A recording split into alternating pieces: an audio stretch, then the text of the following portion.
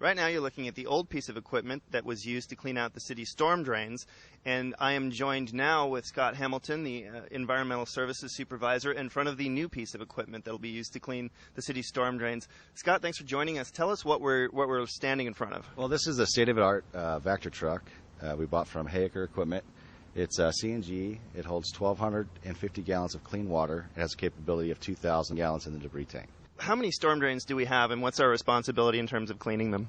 It varies. We have over 350 drains that we currently clean. Every month, some gets transferred and some don't. Okay. We get new ones. We transfer out old ones. So it varies. So usually around 350 drains. So this truck literally pulls up to a storm drain, and you attach a hose, and what happens from there? Basically, you stick the hose in the drain. You turn on the piece of equipment. It sucks it out in about 10 minutes. We completely clean the drain. The old one used to take about 35 minutes, so it's more efficient. We can do more drains for a longer period of time without having to dump. So it's actually a very good piece of equipment to add to our addition. And this will actually end up saving us money because we won't require contracting out some services? Yeah, correct. We had to contract out drains that are well below 14 feet below surface at about $10,000 a year. So you describe the suction power of this piece of equipment.